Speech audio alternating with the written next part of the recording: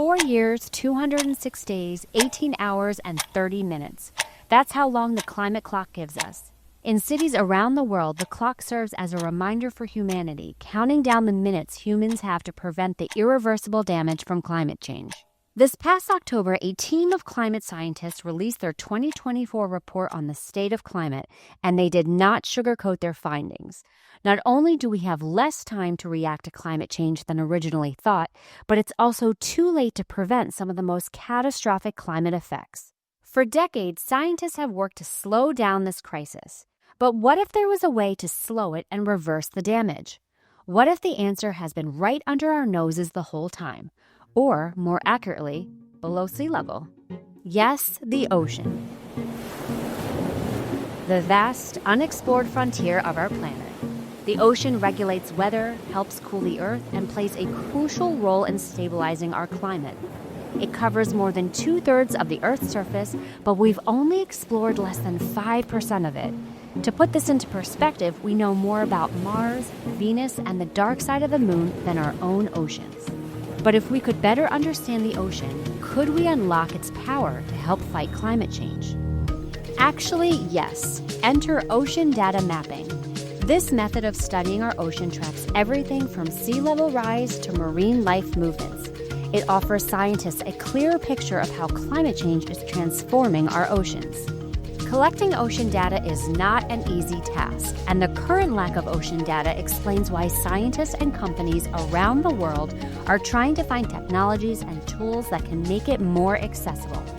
But new developments have started to give scientists promise, including a tech innovation called the unmanned surface vessel. I'm Senior Tech Correspondent Samantha Murphy-Kelly. This is The Next Innovation. There's a lot going on in the ocean. It goes beyond the abundance of species and plant life, and the depths of the ocean floor are often inaccessible to humans, largely because of changes in pressure, temperature, light, among many other things. So to understand how the ocean is changing, we need a detailed, real-time map of the ocean floor. By studying the ocean floor, scientists can monitor different things from sea level rise to the movement of marine life. You know, it's really the backbone of all oceanographic data. It's the base map on which every other ocean map describing habitat or oceanography or species distribution or anything else. It's the base map that makes it all make sense. And we don't have a good enough base map. Shepard Smith is the Chief Technology Officer at XOCEAN, an Irish marine data company that specializes in collecting ocean data through uncrewed survey vessels. He's responsible for the design, construction, and maintenance of the vessels. For over 30 years, he's been mapping the ocean, mostly on survey ships and offshore research vessels. He was working for the National Oceanic and Atmospheric Administration before he retired, but was pulled back after learning about XOCEAN. Well, I think we're certainly not the first ones to make a USV, but we've done it successfully at scale in the context of building a whole company around it. XOCEAN was created out of the idea to collect marine data faster, more efficiently, and with smaller environmental footprint.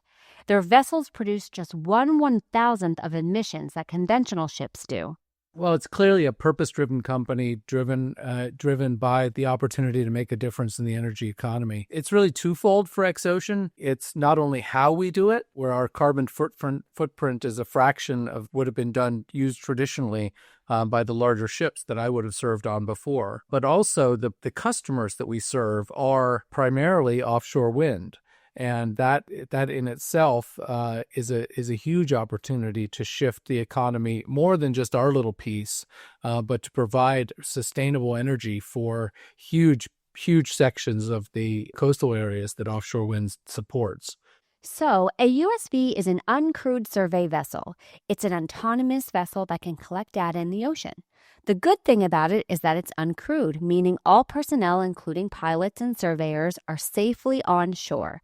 This is a huge win for the scientific community, especially those studying the ocean. For years, scientists would have spent weeks, sometimes months, on board a crewed vessel trying to collect data. So our USVs are about 4.5 meters long. Think of it as roughly the size of a car, and we can trailer them So if we can trailer them behind a truck, bring them to a coastal port, put them in the water, and they'll go out for, say, up to 9 or 10 days with one load of fuel, and they'll be connected. There's no one on board. They're uncrewed, but they're connected by satellite communication or in coastal areas, mobile networks, to our expert pilots and surveyors who are actually doing the work. They're controlling the vessel, they're controlling the sensors, they're interpreting the data. All the same things that a mariner, a pilot, or a surveyor would do at sea, they're just doing it from ashore. And our boats will go out, do a full swing for 9 or 10 days, and collect an enormous amount of data, 24 hours a day, and then come back in again either when the weather breaks or when they run out of fuel. USVs can save time, energy, and money, which makes ocean floor mapping all the easier. But why exactly is ocean floor mapping important? Now, this is important for a lot of reasons, right? For natural resources, for habitat, for tsunami modeling, for storm surge modeling, for habitat protection, loads of reasons why every country really does need to understand their own seabed. And in a lot of cases, the size of the seabed holdings of a country in their exclusive economic zone can be just as big as the country itself, and in a lot of cases much bigger. And this is fundamental for so much of our lives, our livelihood, and the health of our planet. We need to better understand our oceans in a time of climate change and warming conditions in our oceans. It's our oceans that are the fuel for storms, hurricanes, and the like. It's the source of so much food. It's the basis for our transportation and mineral resources, and the list goes on and on and on. And so to manage and to utilize those resources, we need to understand what's there, and that's where we need to start by first having an indication of the condition, the health of the oceans, and to know where it's deepest, where it's sandy, where there are shipwrecks, where there are fishing nets, where there are healthy corals. That's Dr. Art Trembanis, professor of oceanography and geology at the University of Delaware. He's worked on ocean mapping for decades. In recent years, he's resorted to USVs for research, using them as teaching tools with his students. I asked him why it was so important we study the entire ocean bed. He told me it was much bigger than just climate change. It's going to help us to understand where sensitive habitats are, where seamounts are located, where there are sand deposits, where there are likely areas for upwelling currents. It's going to improve our ability to model the oceans and the climate response to the oceans. It's going to help us to track those mobile species, to know where fish and whales and other prey or plankton and everything are located. So it's going to touch upon all those kinds of things. I think we're going to see an increasing use of autonomy in the operation of vessels, and that will contribute towards shipping, moving goods, raw materials, finished goods around the planet, to safety and operations, from everything from fishing to transportation. The ocean has absorbed over 93% of greenhouse gases since the 1970s.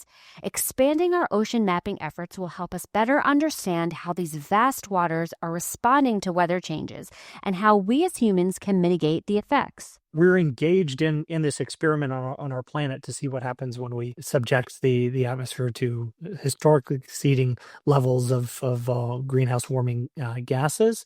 And we need to have as good of information about what's going on with our oceans. There's a massive global push called Seabed 2030, every inch of the ocean floor mapped by 2030. That is a monumental task. As of today, we've collectively mapped about 25% of the ocean floor. It's taken all of human history to get up to 25%, and we've got to do the other 75% of it. But uncrewed survey vessels could really help drive this initiative. One other thing that's really unique about XOCEAN is our boats are really tightly configuration managed. They're nearly identical, and so they can really be used interchangeably, which allows us to scale in a way that most ocean mapping operations really can't do. And not only at the phase of our at sea operations, but because of that really tight integration and really consistent way that we handle our data processing is all centralized in one cloud-based processing system that allows us to churn through the data processing very quickly and efficiently, and to apply, new AI algorithms and batch algorithms and large computing resources to be able to get that done really quickly. And it's just a kind of another piece of this sort of unique puzzle that we've put together with XOCEAN. That's really an entirely new way of doing ocean mapping. You could send out multiple USVs as part of a data project, meaning if you're a scientist that's looking to collect different kinds of data, you can eliminate the need for multiple missions. XOCEAN's unique technology allows scientists faster and more convenient access to data. Shepard says XOCEAN's vessels are about the size of a car and can be deployed for up to 10 days, collecting crucial data without putting human lives at risk. Before USVs, scientists had to be physically out at sea, often for weeks, battling rough conditions and collecting data under time pressure. But robots, they don't tire or need to sleep. And one of the things that robots are really good at, in fact, they excel beyond what any human pilot can do, is drive nice straight lines for us. They can go out and do these very beautiful, and we get nice straight lines, and we get really good looking data. And then once we've done it once, we can tell the robot, great job, way to go, do it again. And so now we can start to look at changes to the environment as well. The ocean offers countless types of data to collect and just as many methods to collect it. A signature method of the USV is the mowing the lawn technique. It's what Dr. Trimbanis was talking about, nice straight lines on the ocean bed. We can steer very, very precisely. We can run the USV at a speed that really is optimized for the resolutions that we need for each of those sensors. All of us have mowed the lawn, right? And we often compare broad scale ocean mapping to mowing the lawn, where you go up and you turn around and you come back in a line that's, just adjacent to the one you just did. Now, on a really big ship, it can take half an hour to make that turn at the end of the line, where you go up and you have to make a big Williamson turn and you come back to get on the adjacent line. Our USVs are so nimble that we can just turn them on a dime and get right back online within just a couple of minutes. Precision is key in ocean mapping, and this is where USVs excel. These robots are accurate, fast, and consistent, and they do the dirty work. We have a saying that says that really these autonomous boats and all these autonomous systems are good for the 4Ds. Those are tasks that are dirty, dull, dangerous, and daring. And we have a lot of tasks and needs in the marine environment that the research or the monitoring or the exploration part can fall into one of, or sometimes multiple of those categories. So having a robot that you can send out and mow the lawn, do those repeated passes, or stay out in conditions when you might not otherwise want to be out there is a huge enabling technology for us. We're really in the early stages of a revolutionary period of oceanographic and marine environmental research. Commercial developments like offshore wind farms have really exploded, especially as a response to renewable energy concerns. USVs can help monitor these infrastructures by helping scientists conduct conversion studies. And in the early stages of that offshore wind development, the questions are around understanding the suitability of the seabed for development, for where to place the wind turbines themselves. And then later on, we monitor all of that construction to ensure that there's been no erosion or damage from any other ocean activity, the ongoing environmental context in which those offshore wind farms are operating. Shepard Smith told me they don't just sell the uncrewed vessel, they also help scientists create the data survey. XOCEAN delivers critical insights about environmental conditions, the seabed, and the subseabed, which are geological formations under the ocean floor. This helps in developing data surveys that are crucial in offshore wind development. They help inform decision-making throughout the project's lifecycle. It's part of the reason they've worked so many times with offshore companies looking to commercialize. So the ocean isn't just a source of data to fight climate change. It's also the site where the world is building green solutions. And in a time when climate change is accelerating the rate of hurricanes, real-time data collected by USVs could be a valuable asset in understanding how future storms could potentially affect coastal communities. But there have been an enormous increase in the use of remotely operated vessels and aircraft to really help the meteorological agencies better understand hurricanes and be able to predict their path and intensity. The way that the storm surge impacts the coast varies a lot depending on the sort of hydrodynamic models of the coast or hydrodynamic processes at the coast. So the size of the inlets and the waterways and the depth of the water all conspire or work together to modulate that storm surge such that the models that they're able to develop from this bathymetry allowed them to update those hydrodynamic models for the coast in order to improve the storm surge predictions for coastal flooding. This ability to capture real-time data, both during and after a storm, has profound implications for forecasting and preparedness. Having robots that we can send out either right during or immediately before and after storms to capture information, that has a direct bearing on our ability to forecast what the impacts are going to be at the shoreline from these storms, or know when the next one, where it's going to hit and how intense it will be. This field of autonomous marine technology is rapidly growing, but not everyone is convinced that it's the way forward. There are many concerns, like what happens if the robot gets lost? Navigating is a big challenge. We need to, when we're dealing with an autonomous surface vessel, we now are part of the traffic on the water. So you have to build a system that can be aware of itself and its surroundings under all kinds of weather conditions. It might be foggy, it could be dark out, you got a storm. So there's a whole host of both challenges on the hardware side and then on knowing the environment around. Or will it take my job? Many in the science community worry about the impact of automation on employment. But as Dr. Trabanas points out, we need people more than ever in this new age of robotics. There's this sort of myth that is a pernicious one that says that some of these autonomous systems, these robots, they're coming, they're going to take our jobs. I can tell you, as somebody who spent my career building, operating, fielding, and maintaining robots in all the different domain areas, in the air, on the land, on the water, underwater, is that it couldn't be any further from the truth. We need a tremendous number of people. We need people to design these systems. We need people to build them. We need people to maintain them. We need people to operate them. We need people to process the data and stuff from them. So Shepard Smith said this gap between USV operators and crew is filled by XOCEAN. They acknowledged some mariners wanted to work out at sea and also have a life on land, so they offered a route for offshore operatives to come ashore. We've become a bit less of a seagoing people, and it's harder and harder to find people that want to spend their career physically at sea. There's a lot of people that will go and it's great, they love it, the sunsets, the camaraderie, everything else, but in the final analysis, they realize that they have things that they want to do ashore too. They want to raise a family, they want to be there with their aging parents, they have hobbies that they can't do when they're at sea all the time.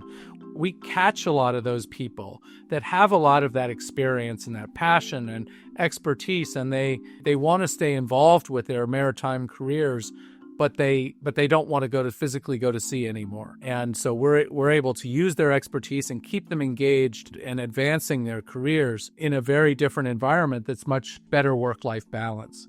And perhaps one of the biggest questions in the science community right now is how to actually power these machines. While XOCEAN's vessels primarily rely on solar panels, others operate differently. Some use batteries or fuel cells. At the end of the day, how do we power a car-sized robot for 10 days in some of the most challenging conditions on Earth? As this technology evolves, we're entering a new era in ocean exploration. Autonomous systems and AI are transforming our ability to understand the ocean and, in turn, combat climate change. Through XOCEAN and USVs, we have given robots their sea legs, and Dr. Trabanas expects they will soon have fins and gills. We're at a confluence of not only a revolution of autonomous systems, and we're living in this age of robots, but in parallel with that, of course, we have the revolution going on in artificial intelligence and machine learning. We're going to see more examples of smaller autonomous surface vessels and autonomous systems that will do maybe pretty modest tasks, but do them in a repeated sort of way, all the way up to, seeing vessels that might transit the full oceans. Because now we're starting to get into the mode where we're sending these robots out into these different places before and after storms, going into places we haven't mapped before. And now we're sort of drinking from this fire hose of data. And that's where the sort of AI and machine learning part is working hand in hand with it. And so I think we're going to see more autonomous systems with greater levels of autonomy. USVs are at the forefront of environmental science as we continue to expand our understanding of how to better respond to the changing climate. USVs are set to become an indispensable tool for scientists and entrepreneurs in shaping strategies for climate resilience. I mean, I do think that XOCEAN's way is the future, that USVs have really developed to the point where we can do a lot with a USV that would have required a large, complex ship in the past. But it's really as a complement and as a capacity addition to that larger survey industry. Thanks for listening to The Next Innovation. This series was produced by Situation Room Studios and powered by Enterprise Ireland, investing in the next wave of innovation. Our executive producer is Christine Barada, and our senior producer is Sharon Barrero. Emily Beeman is our associate producer. Additional production assistance by Global Situation Room. A special thanks to Shepard Smith and Dr. Art Turbanis. I'm your host, Samantha Murphy-Kelly. Until next time.